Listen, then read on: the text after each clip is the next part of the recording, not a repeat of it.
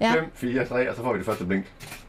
Og så har vi 5 sekunder. Og Peter, hvad er det egentlig, vi laver? Jamen, det her det er Danmarks eneste rullende fotobus. Ja. Og det vil sige, at vi er inde i en ombygget campingvogn, som underholder til events, fester. Nu fik vi lige et nyt billede her. Der ser vi rigtig godt der kommer ud, nemlig 4 skud i alt. Så det er noget med at tage på Roskilde Festival, tage til guldbryllup, fødselsdage, firmafester osv. Ja. Man hopper ind i vognen, får 4 blink, sammen med de her fantastiske props. Ja, og det er sidste skud, der kommer nu. Det tager vi lige. Yep. Yes. Så fik vi skud 4 på. Og når man så har fået taget 4 billeder, så får man et print ud. Det går 8 sekunder, så har man et print i hånden. Og det er det, der er ved at blive gjort klar til at snu, kan jeg høre. Heromme i baggrunden. Hvor har du fået den idé fra? Jamen, jeg er jo fotograf, og det er jo bare sidegeschæft, have lidt underholdning. Min håb var jo, at hvis jeg byggede den her campingvogn og brugte et par 100 timer på det, hvis det så bare var et bryllup, der gad at booke mig, så var det fantastisk.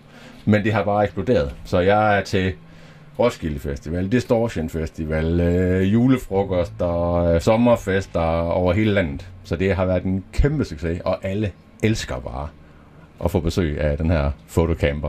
Og det var en super god idé, Peter. Hvis jeg nu holder fest og tænker, jeg skal simpelthen have Peter og hans helt fantastiske campingvogn med, hvad koster det så? 3 timer for 3500, inklusiv alt det, vi kan nå at køre igennem. Og det vil sige, det passer meget godt med et bryllup med 100 gæster, for eksempel. Så kan alle nå at komme igennem mindst 1 gang, også nogle gange 2 gange. Og alle får et billede med derhjem derfra, og altså, det er bare festens midtpunkt. Altså, jeg kommer op lige foran slotsdøren, eller hvor det nu er ude på landet, på forsamlingshuset og så videre.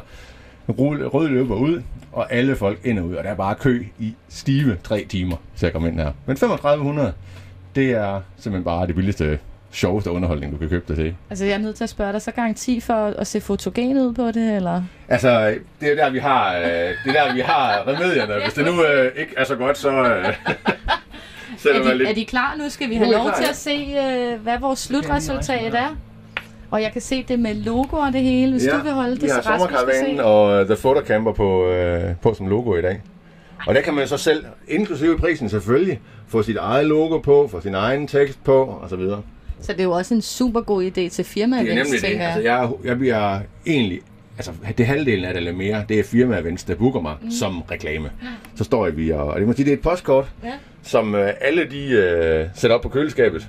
Ikke et ryger grælspand, vel? Det sidder på køleskabet i årevis, det her, med firmaets logo på. Hvornår fik du idéen? Hvor længe har du været i gang? Jamen, faktisk så startede jeg sidste vinter og hentede den her i Nordjylland som et lig af en campingvogn, og brugt hele vinteren på at sætte den i stand. Og der var der ikke nogen, der havde booket mig. Og de første, der ringer, det er H&M, som lige synes, at jeg skal komme og underholde på Roskilde Festival. Ja. Og så har jeg ellers bare rullet derfra siden. Men det har taget en 4-5 måneder at sætte den i stand, og så har jeg haft noget hver uge i hvert fald siden da. Tillykke med det. Gode idéer, de skal belønnes. Ja, tak skal du have. Tak fordi vi måtte kigge ind for. Må jeg få det med som minde? Mange tak, Peter.